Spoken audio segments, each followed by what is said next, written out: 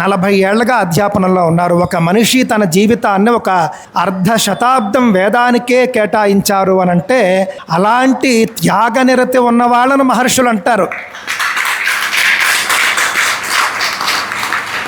అంతేకాని ఉత్తుత్తనే పేరుకు ముందు మహర్షి అని చెప్పేసి చాటుకుని అక్కర్లేని అబద్ధాలన్నీ కూడా చెప్పుకుంటూ 60,000 తప్పులు దిద్దాను, 6 మాటలు తప్పు లేకుండా మాట్లాడడం చేత కాదు. ఒత్తు లేని చోట ఒత్తు పెడతాడు, ఒత్తు ఉన్న చోట ఒత్తు ఉండదు. అందువల్ల అలాంటి వాళ్ళ మోసాలకు హిందువులు ఎవరూ కూడా లోను కాకండి. ఎవరి మార్గం వాళ్ళు చెప్పుకోవచ్చు, తప్పేం లేదు.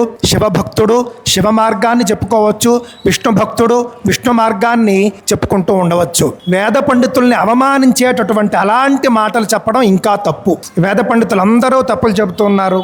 వాళ్ళు రచించినటువంటి సంహిత పుస్తకం ముందు మాటలోనే ఆయన రాసుకున్నాడు, 95% మంది వేద పండితులందరూ తప్పులు చెబుతూ ఉన్నారు అని. ఇంతకు మించినటువంటి అబద్ధం లోకంలో ఇంకేదే ఉండదు నాకు తెలిసి. ఒక్క వేద పండితుడు కూడా ఆయన ఆశ్రమానికి వెళ్లే అవకాశం లేదు. అందుకని ఆయన అన్న మాటలన్నీ కూడా చెల్లిపోతూ ఉన్నాయి అని చెప్పేసి తెలియజేసుకుంటూ